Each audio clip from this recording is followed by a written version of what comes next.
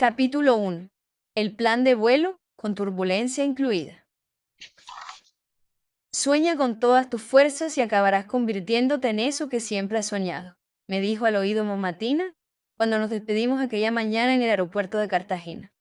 Mamatina siempre fue la abuelita compinche y creativa que hace 40 años soñaba con estudiar computadoras, me preguntaba por qué no venderían tenis con tacones y me hacía el mejor café con leche frío para combatir el calor de Cartagena.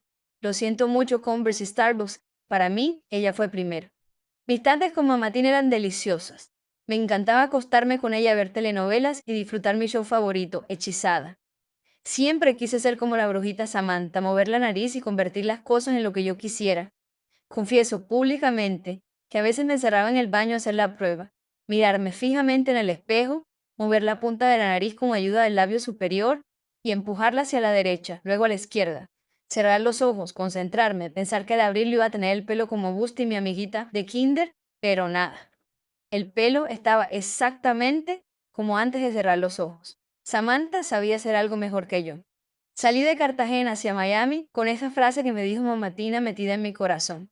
6 meses antes de cumplir los 17 años, comencé una nueva vida en un país muy distinto al mío, con gente con acentos que yo no conocía y que hasta usaba mis palabras con otro significado.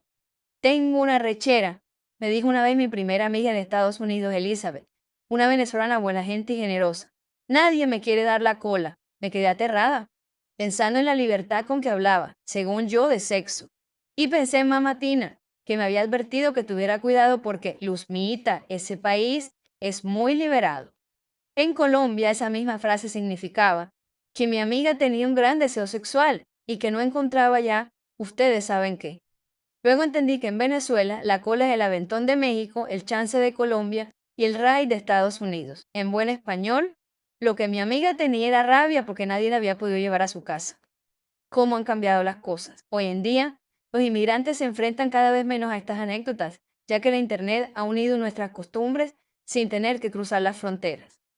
Llegar a Estados Unidos con mi mamá fue toda una aventura. Salir todos los días de madrugada, aún con la luna brillando, y tomar 3 buses para llegar a la universidad era, en aquel momento, todo un reto. Mi papá, siempre con sus sabios consejos, le había dicho a mi mamá, no le compres carro, déjala que aprenda que la vida no es tan fácil. Si pasa la prueba, le gusta y se queda, entonces ya veremos. Y ver que la señora que limpiaba en el edificio donde yo vivía tenía carro y yo tenía que agarrar 6 buses, pronto me hizo entender que en Estados Unidos todo era posible. Los primeros 6 meses me montaba muerta de sueño y a veces de frío en 6 buses diarios, 3 de ida y 3 de vuelta. Y cada recorrido era una historia con los mismos personajes incluidos. La bailarina exótica pechugones con tatuaje que se bajaba siempre en el mismo lugar. El viejito con sombrero, bastón y flor en la solapa que todas las tardes se subía en la misma parada de un centro de rehabilitación, me saludaba y me contaba con alegría los adelantos de su esposa, recluida en ese centro.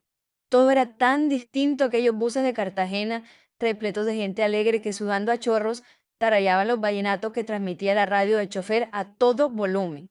Aquí no se oía ni el zumbido de una mosca, como si Dios quisiera que todos nos fuéramos en silencio, construyendo nuestros propios sueños.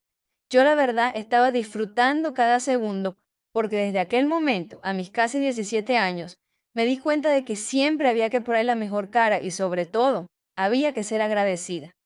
Contar tus bendiciones cada día es la mejor manera de serlo. Y no me digas que no tienes nada que agradecer, porque algo bueno te tiene que haber pasado en las últimas 24 horas. Ya el hecho de estar con vida es un regalo. Sin ser una niña rica, yo estaba estudiando en Estados Unidos y viviendo la vida que quería tener cuando estaba en Cartagena. Me encantaba estar en contacto con diferentes costumbres y nacionalidades. Gozaba con esa sensación de actualidad que me daba vivir en Miami. Además, sabía que no era buena idea quejarme, ni por los 6 buses, ni por el cambio de vida, porque esa sería la excusa perfecta para que me devolvieran a mi casa.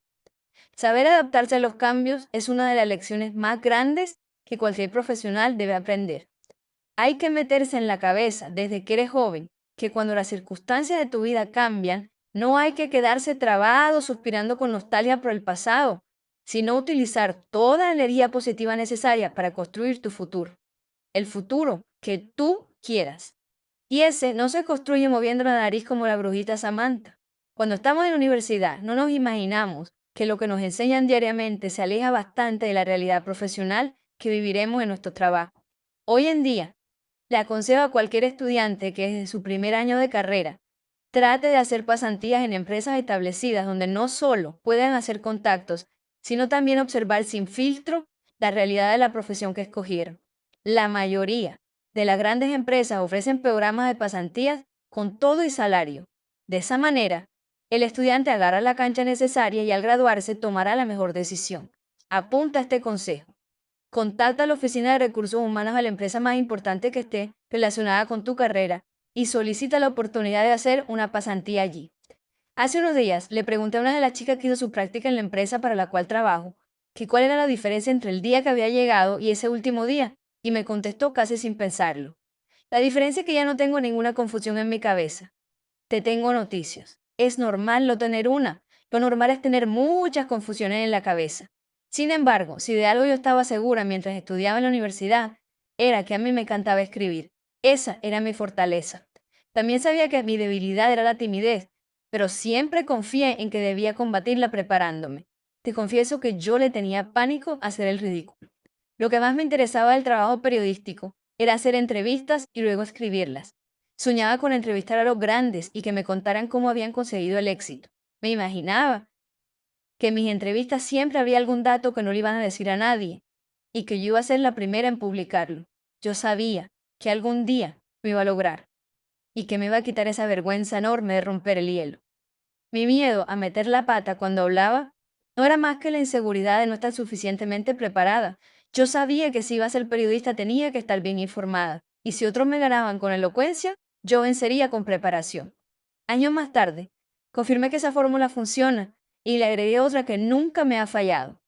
Todo lo que escribo y hago siempre debe ser dictado por mi corazón. Lo confieso.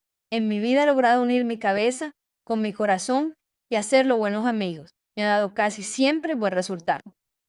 Mientras estaba en la universidad, yo estaba convencida de que sería reportera y por eso me atreví a ofrecer mis servicios como corresponsal al periódico Universal de Cartagena. Me ilusionaba tener algo en común con Gabriel García Márquez, y qué mejor que el periódico donde él también había escrito en sus inicios. En las primeras vacaciones de verano que regresé a Cartagena, me presenté allí a pedir trabajo, y me lo dieron. Mi primera asignación fue hacer una encuesta entre las personalidades de la ciudad sobre la elección de alcalde por voto popular. Conseguí que el propio alcalde y el gobernador respondieran a la encuesta. Ese domingo se agotó el Universal en Cartagena. Y creo que la culpa la tuvo mi papá, que se los compró todos. Al regresar a la universidad, empecé a reportar desde Miami sobre todo lo que fuera noticia. Escribía sobre los temas más variados, desde el lanzamiento de la película Scarface en pleno boom del narcotráfico de colombianos en Miami hasta el pánico del descubrimiento del SIDA. Llegué a cubrir incluso una pelea de boxeo, deporte del que no soy para nada fan. Y esto ilustra un poco lo que ha sido el común denominador de mi vida profesional. El jefe de redacción del periódico me pidió que cubriera la pelea del Happy Lora, un boxeador colombiano muy popular en aquel entonces. Cuando llegué al estadio, repleto de hombres, me llamó la atención la cara angustiada de una mujer sentada cerca del cuadrilátero. Me puse a observarla. Pregunté quién era, y resultó ser la esposa del boxeador colombiano. ¡Bingo! Mi nota estaría basada en ella. Las agencias de noticias ya se encargarían de reportar sobre la pelea. A mí me parecía mucho más interesante narrar lo que pasaba por la mente de una mujer cuando ve que al hombre que ama lo están moliendo a puños, aunque sea por varios miles de dólares. No dejé de mirar sus gestos de angustia durante todo el combate. Al final, me acerqué y la entrevisté. La nota, además de curiosa, fue muy elogiada. Si no te pasan las cosas, es porque no las crees posibles. Dicen que uno se convierte en lo que cree ciegamente. Digo yo que si a ti no te pasan las cosas que quieres que te pasen, es porque en el fondo de tu corazón no las ves posibles. A mí me ocurrió y me sigue ocurriendo. Siempre que pasaba por el frente del edificio con letras rojas que formaban la palabra vanidades, al lado del aeropuerto de Miami, yo recordaba mis años de adolescencia en Cartagena, esperando que llegaran mis revistas. Allá adentro, en una oficina, trabajaba Cristina Saralegui, y yo soñaba con entrar un día allí a pedir trabajo y que me lo diera. Meses antes de graduarme, le pedí a un gran amigo, Fernán Martínez, que en ese momento era el jefe de prensa de Julio Iglesias y amigo de Cristina Saralegui, que me consiguiera una cita con ella. ¿Y dónde se consigue un Fernán que corte el camino? Tú ponle el nombre que quieras, que si estás atento a las señales del universo,